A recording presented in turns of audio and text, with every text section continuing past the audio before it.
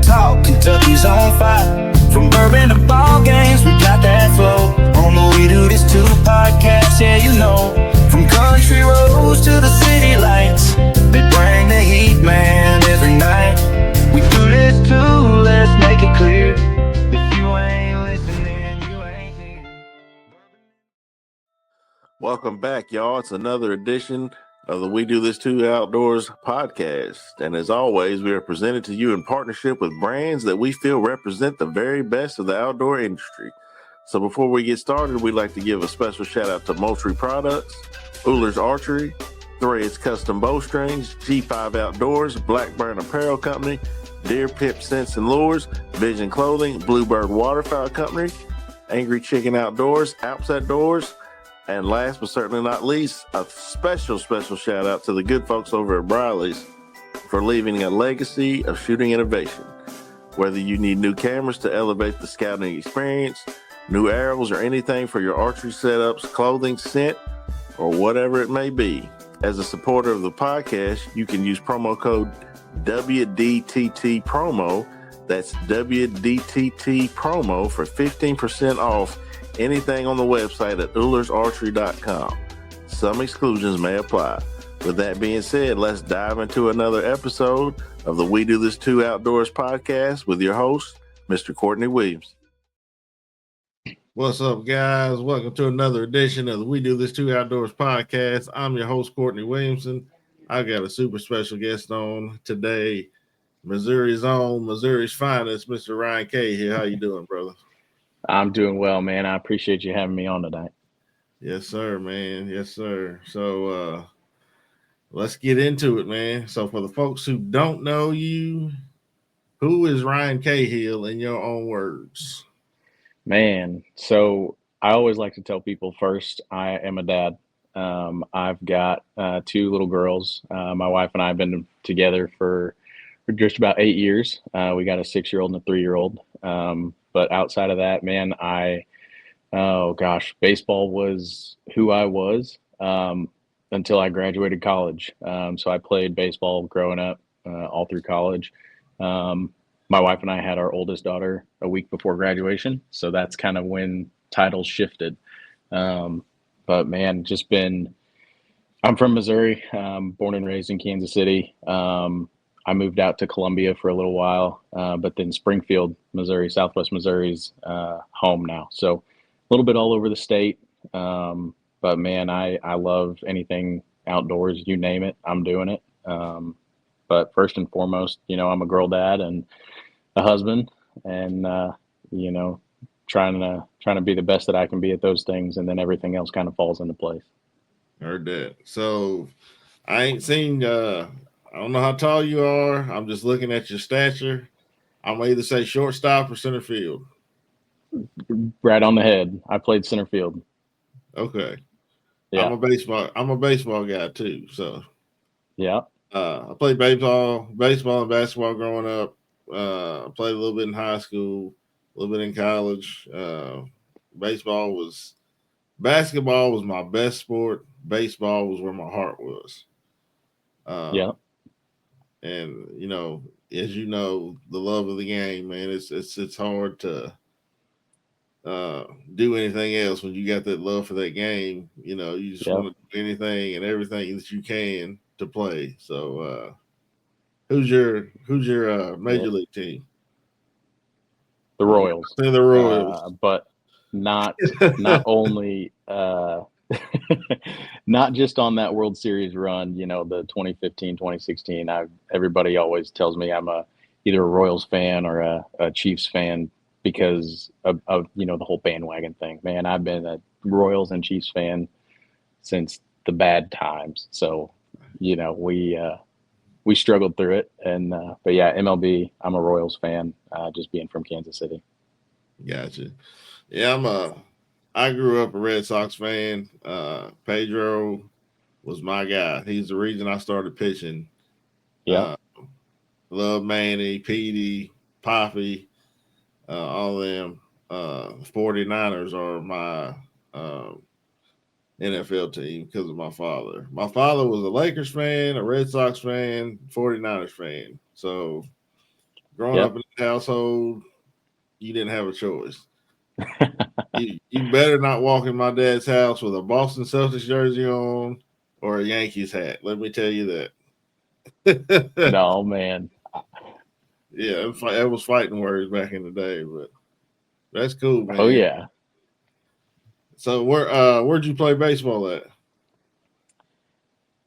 In college, Yeah, college. I played. It's a D2 in Springfield, Drury University. Gotcha. Okay. Yeah. Did you ever get did you get drafted? Did you ever make it to the big show? No, nope, I didn't. And it's something that was always the dream growing up, right? Everybody that plays, you always want to go play that next level, but we knew that we were going to have a baby right before graduating, and priorities shifted for me.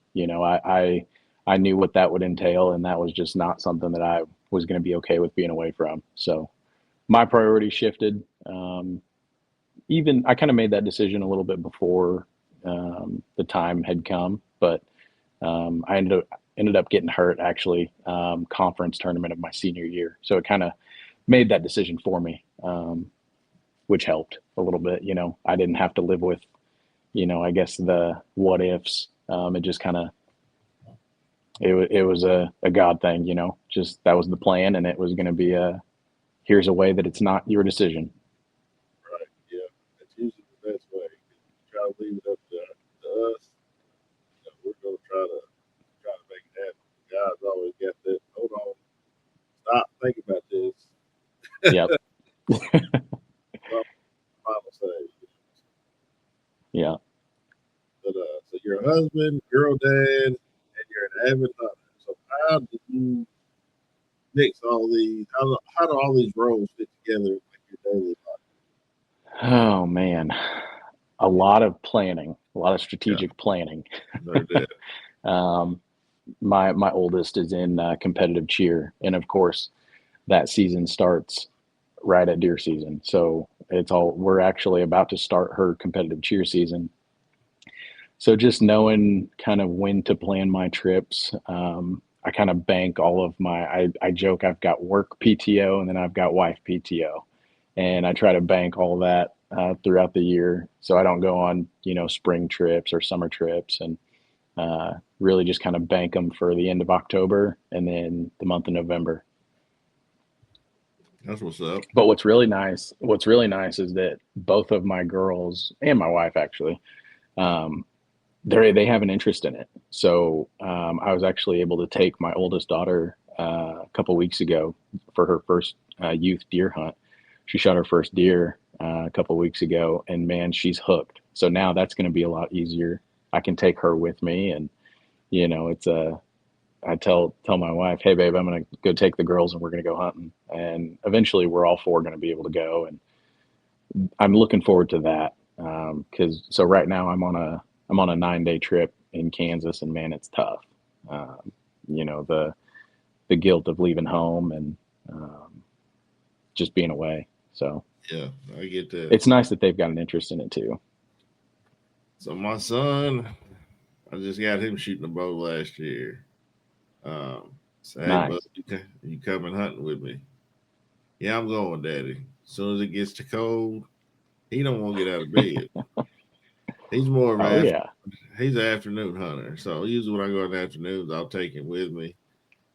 We usually don't see anything because he has not learned to sit still just in the woods yet and be quiet. But it ain't hunting for me when I'm out there with him. Right. We're enjoying daddy son time. I'm showing him everything to look for while we're out there, and signs and rubs, scrapes and stuff like that. So like this morning I got up at like 4:00, left the house around 5. I wasn't even gonna try to wake him up because it was cold, it was foggy, wet. I was like, no, he'll be out here miserable. Yeah. So I left him alone, and then I got home. Daddy, how come you didn't wake me up? I'm like, seriously? Right. We'd have been out there an hour. I want to go home. It's wet. I can't see nothing. I was like, nah. Exactly. Well, I'll take you this week, I promise. But Yep, I there get it, you man. go. Being busy. So my son just got done with football, getting right into basketball, and then he'll start right into baseball after basketball season's over. So it's a never ending cycle. And Yep. you got two. So I Oh can't yeah. imagine life with two. Oh my God. And Oh I've got yeah. I've got a good friend. He's got five, and they're all in something. And I'm like, dude, how do you Oh have yeah. time to do anything? He said, I don't. You know, Yep. he's a big hunter, but he had to pretty much give it up because his kids. So Oh yeah.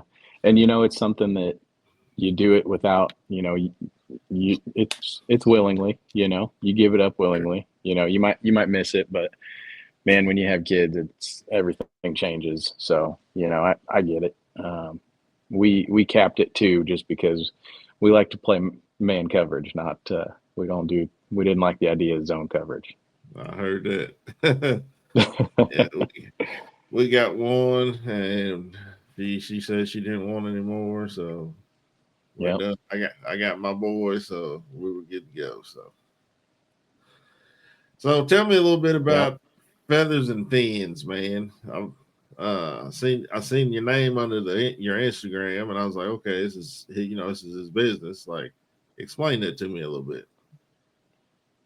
So it's actually not mine. I had just joined Feathers and Fins.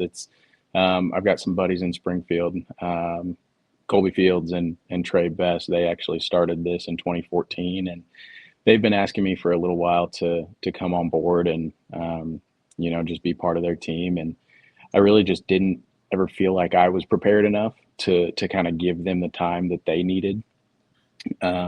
And I don't like to do things, halfway. So I wanted to make sure that I was able to give them what they deserve. So anything from, gosh, they're big turkey hunters, big deer hunters. But something that I felt like I could bring, I do a lot of coyote hunting, thermal and daytime. So that's something that I thought, hey, I'm a big deer hunter. I turkey hunt a little bit, but then here's another aspect that I can bring to them. So um, just kind of a social media based, small business. Everything is Feathers and Fins, YouTube, Instagram, TikTok, stuff like that. Just try to put out content and stuff that people will enjoy, but also just kind of share our adventures and kind of our experiences with everybody. So it's been a lot of fun. I've only been doing it for about a month, 6 weeks, but it's been a blast just having those guys and just having the kind of community feel and everybody kind of working towards the one goal. That's what's up. Yeah, I do a lot of coyote hunting myself, mostly daytime because I do not like the prices of those thermals. Oh yeah. Uh, I cannot see myself spending that much money to go thermal hunt. I've been with a couple of buddies of mine using theirs, and I had a ball. But then they Oh told yeah. me how much these things cost, and I'm like, I'm out. I'll stick to daytime. But Yep. I like to get into night hunting at some point. I just don't know when. Yeah. Uh, I'm a teacher. We don't make a lot of dollars, as most people Yeah. know. So I'm always balling on a budget. Oh yeah. Man, it's a blast. It is some of the most fun, but I don't know, it gets exhausting, right? Because then you're out from dark to daylight, and then you got to go to work, or in our case, you got to be a dad the next day still. So responsibilities don't go away just because you're out coyote hunting all night. So, Right. but it's so much fun. But like you said, it's not fun to get into. I'll put it that way. Yeah. I thought duck hunting was expensive, and then I looked at the price Oh of man. thermals, and I was like, "Oh Lord!" Hmm. Oh yeah. I was like, "Oh yeah." I said, "I'll stick to." I thought duck hunting, buying them decoys and shotguns and all that, but Yep. it adds up fast. But dropping, two 2,000 on a like bottom of the line thermal. Right. And you got 6 to 10 for a good one with the rangefinder in it and stuff. Mm-hmm. I learned real fast at night that you cannot judge distance at all. Nope, not at all. And I took a shot at a dog that was probably I thought was about 150 yards. And once my buddy moved over with his, and I looked through there where that dog was, he was at 580. Yeah. 2 different thermals. I had my buddy had an AGM Rattler, so I'm looking through Yeah. his. My other buddy had a Pulsar. I don't know what model, but it had the rangefinder in it. He said, Courtney, look through here where that dog was. And it was right behind this little pine tree. So I ranged that pine tree like I want to say it was like 585, something like that. Man. And he said, you really thought that dog was 200 yards? I said, I thought he was 150 at least. I said, I pulled the trigger and he kept running. I'm like, I know I didn't miss this dog. And he said, yeah, can't judge them at night. That's why I got the range. He said, this model right here, he bought it used for $6,500. My goodness. So, see, yeah. I let my buddies drop the big bucks on the ones with rangefinders, and then I just ask them how far it is. That's probably the best thing to do, really.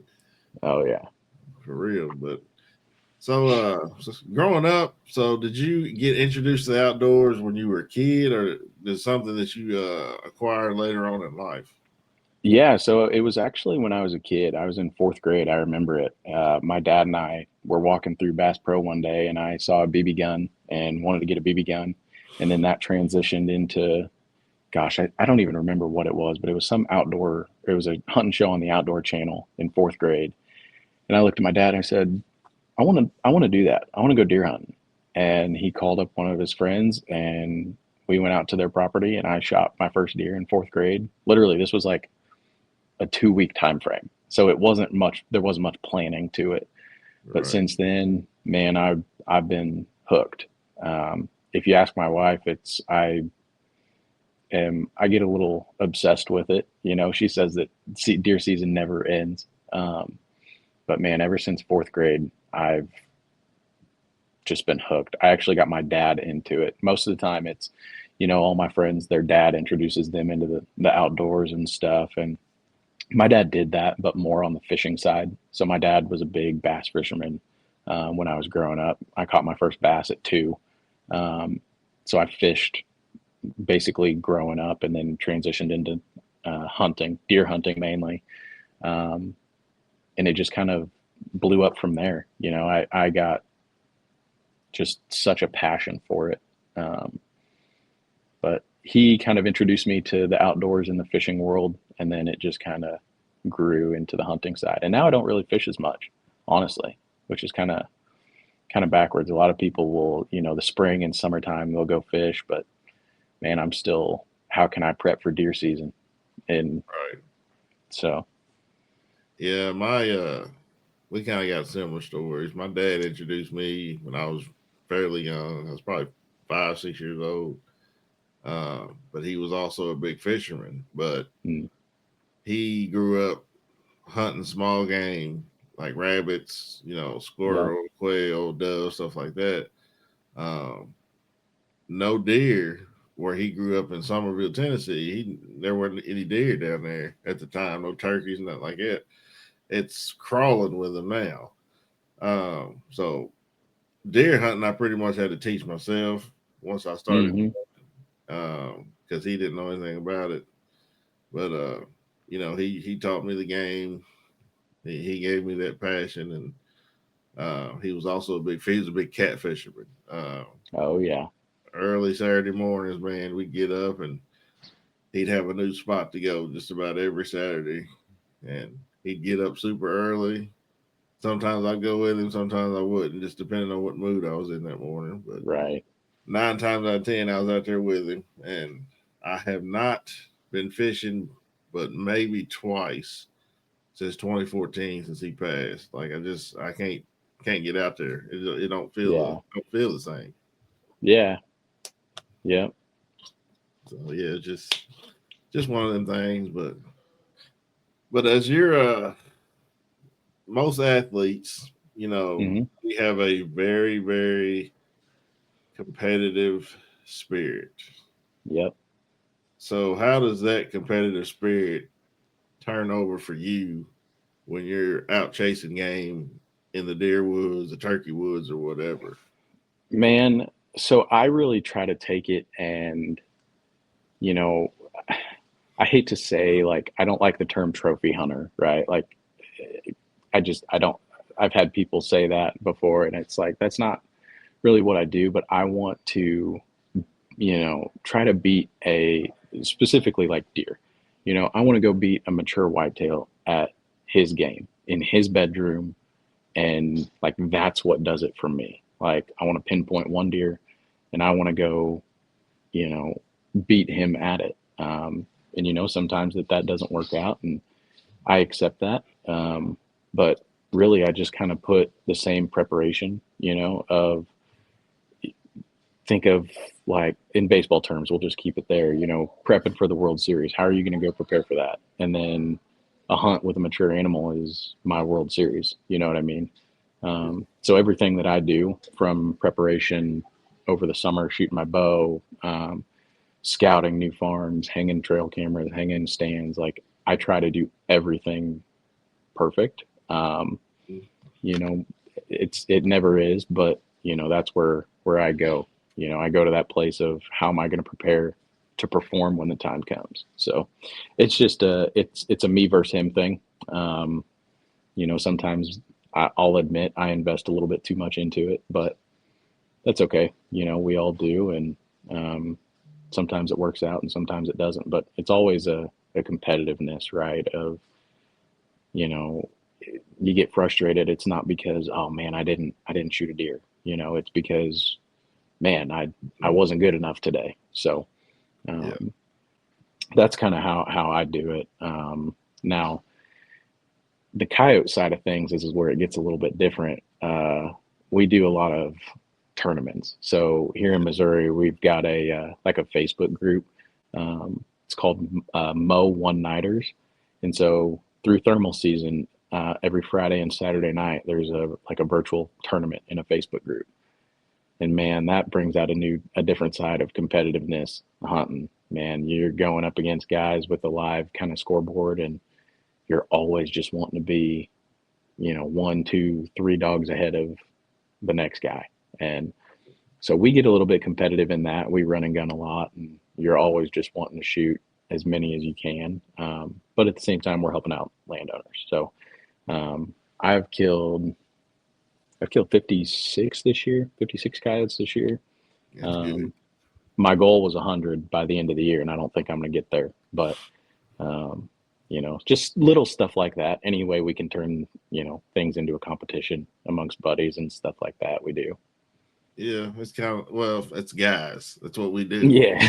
Uh, like back when I first started deer hunting, I had a guy that taught me pretty much how to do everything. He's actually the one that got me into bow hunting. Shout out to Clay Kirby. But everything to him was a competition, you know. Hmm. So he'd text me open in the morning and be like, hey, you know, good luck today. You better get one before I do. Yep. Just little stuff like that. And even like now my best friend, so he's newer to bow hunting. He's probably been in it for about 4 years now. Um, Hmm.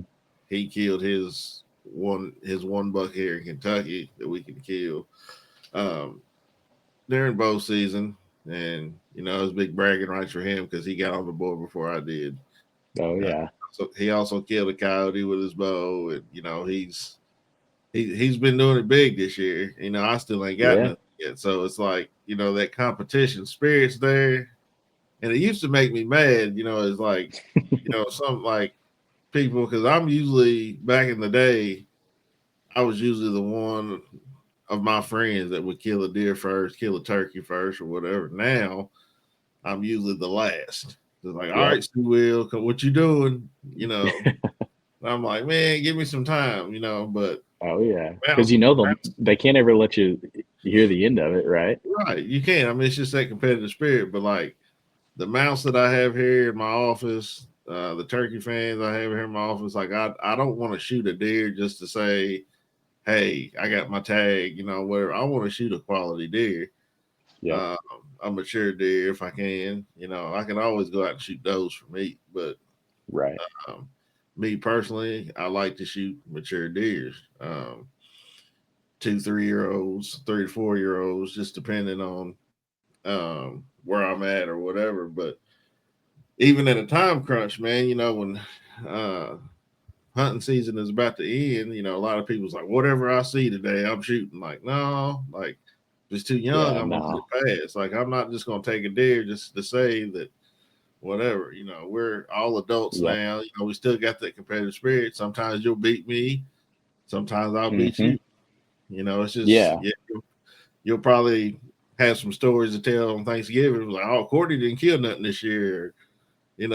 Christmases, we get together, but it is what it is. That's part of it. Yeah. But I enjoy it, man. The years that I've killed and he hasn't, or my buddies had, I had those bragging rights. But right Oh now, yeah.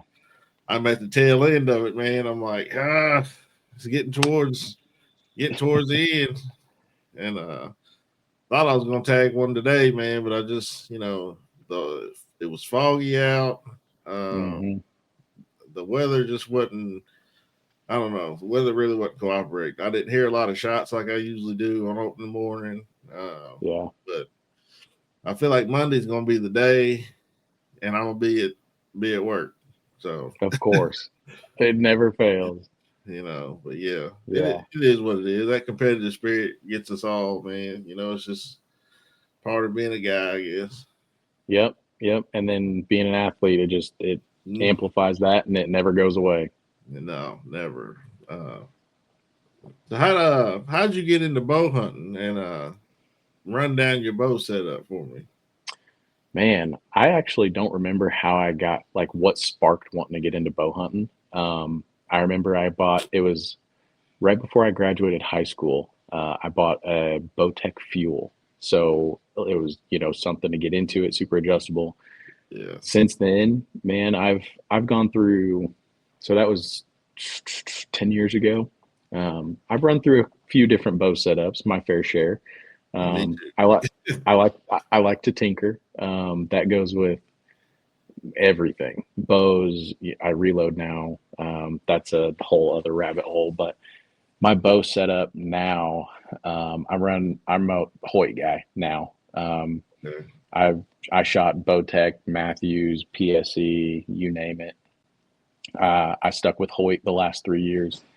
I've got an Alpha X30.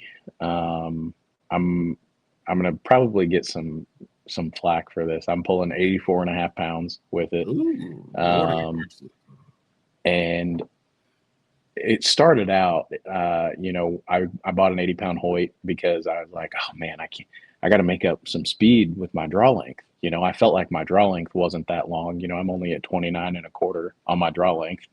So I was like, I gotta make up some speed.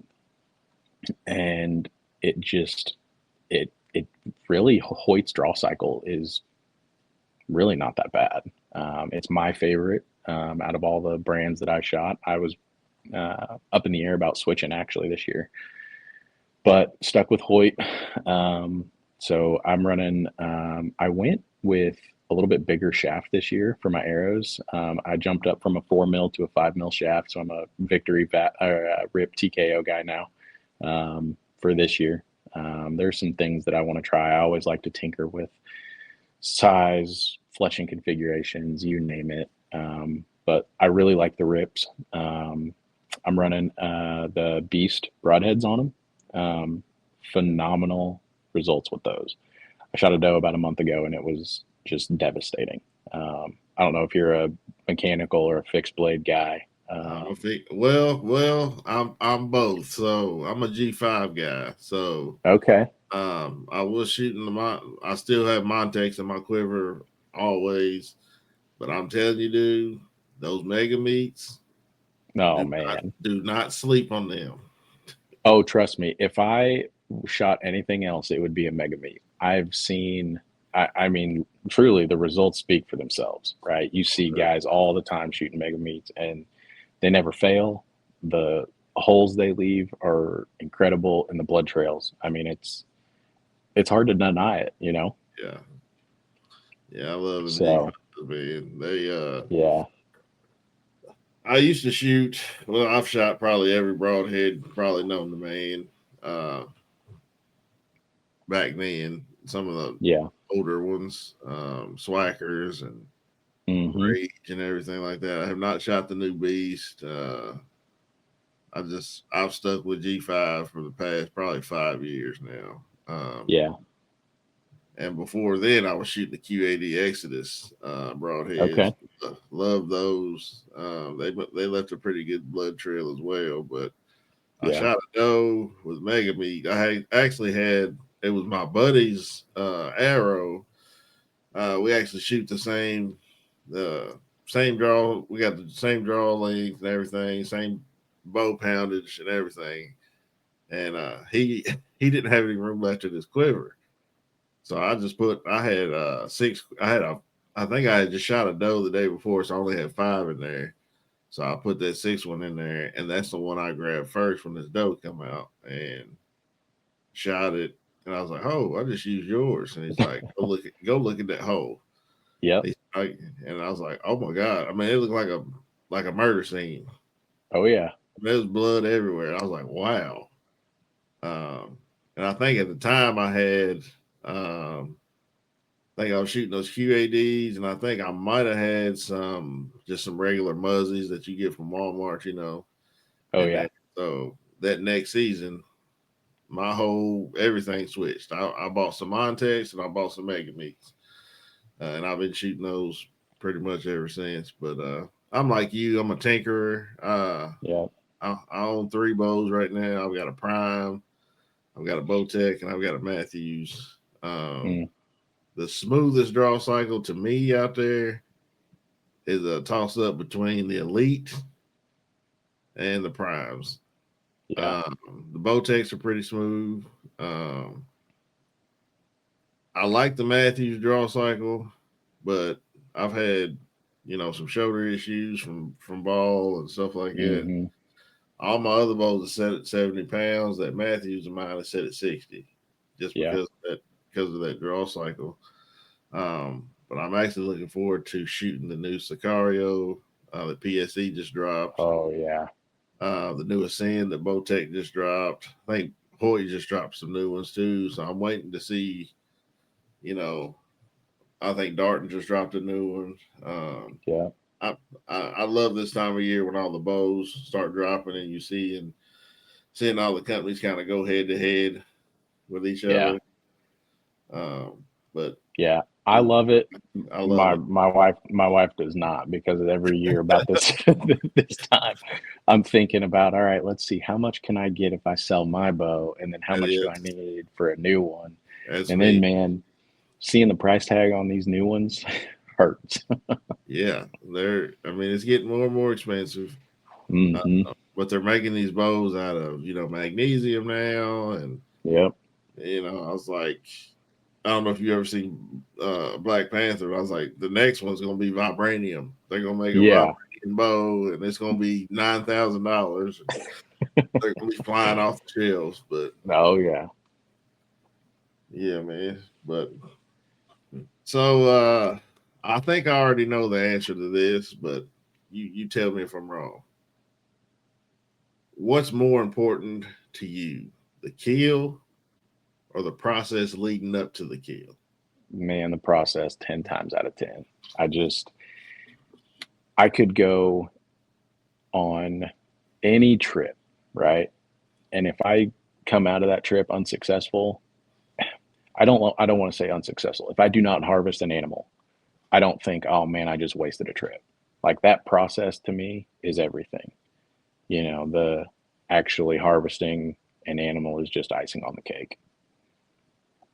I get it. Yep. But because I Uh, think that goes back to the competitiveness, right? Just wanting uh, to, here's, I'm going to give it everything I got, and what happens happens.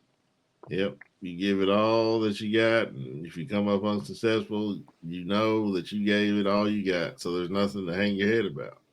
Yep. Yep. Because it's always learning. You learn every time you go out of, hey, I wish I would have done this different, or I could do this better, or I could be quieter, you know. So tell me about a time or a hunt specifically that you can remember that just completely humbled you. Can I give you the most recent one? Yeah, you can give me the most. uh, Man, I've actually had a deer out here that was fairly consistent. I went in, I had him on what I thought was a pattern. I thought I was going to get in before the rut because obviously, the rut comes and it's all just chaos. Man, I put together a plan. I studied maps. I studied pictures. I reverse engineered every picture that I got and tried to find out where he was coming from with what weather conditions, and you name it, I was doing it. I put a plan together and I was like, I'm going to go in there and he's going to do it again and I'm going to kill him on the first night in. And as luck would have it, he didn't show up. And it's really not luck. This is what they do. They survive, right? This is what they do 24 hours a day, 365 days a year.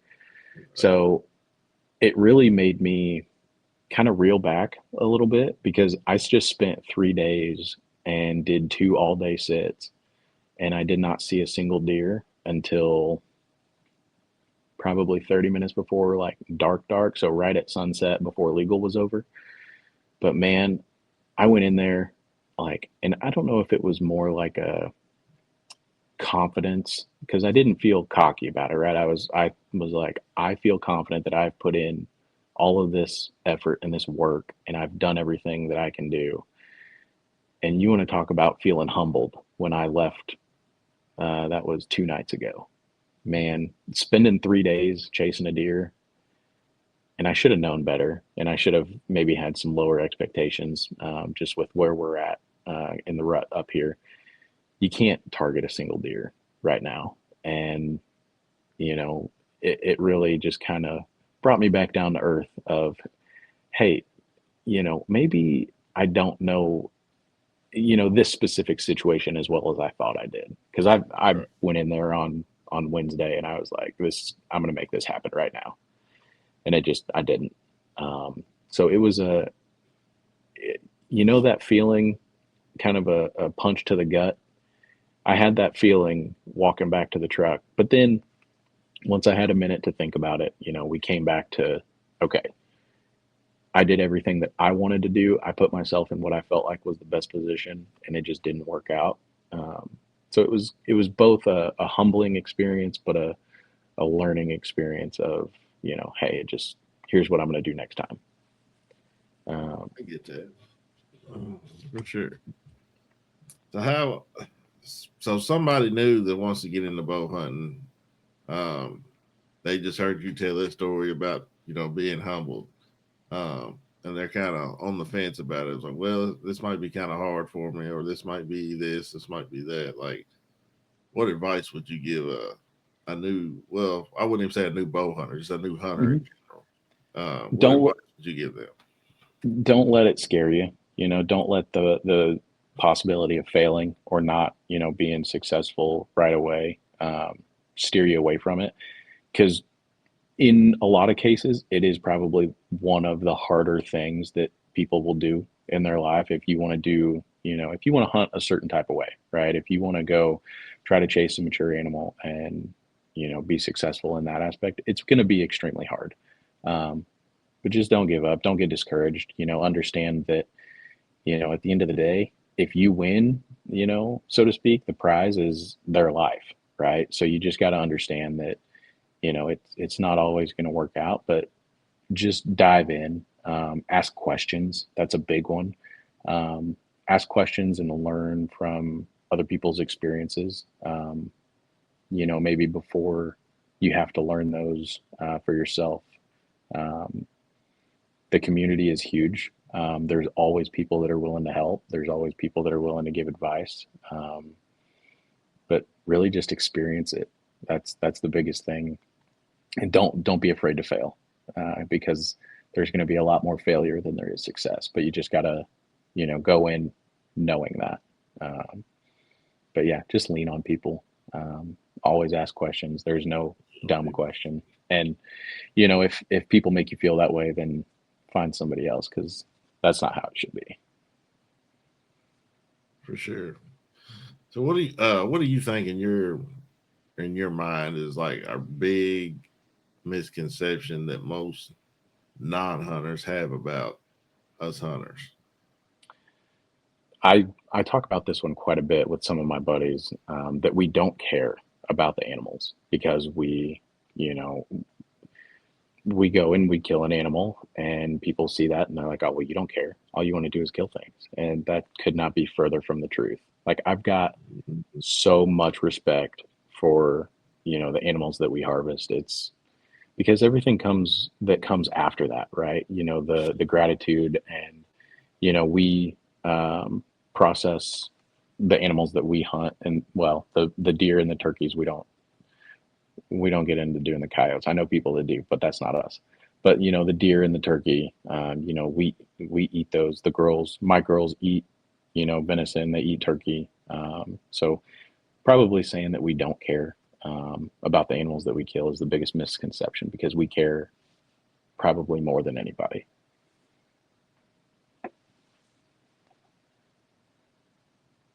For sure. I definitely agree with that. I have that conversation with 1,000 people, probably 1,000 times a day. Yep, And I I'm tell sure. them I'm sure basically the we same all thing that you do. just said. Like, Yeah, yeah, it's crazy, man. yeah. Um, so being an African American in the outdoors, becoming the outdoors, um, representation. What's your representation of the hunting world right now? Oh, it's. I haven't actually really thought about it.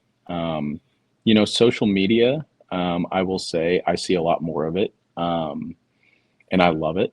Um, I will say that, you know, I feel like things are shifting a lot to, YouTube and Instagram, away from the traditional, like, outdoor channel, sportsman channel.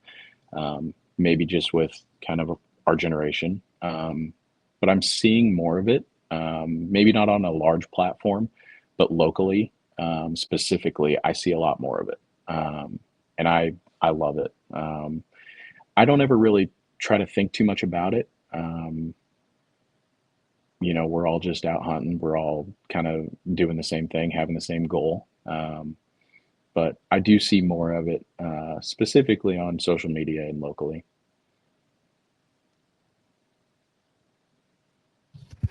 That for sure. I think it's that narrative is changing. I feel like the more that we grow, the more that they see us out there, the more accepted we're going to be. Because I can tell you, I've got some stories that I could tell Oh you, yeah, man, that would make the hair stand up on the back of your head. But yep. I bet you uh, I could. I bet you I I know feel like we're exactly what kind being of stories taken too. more serious now. Or forward.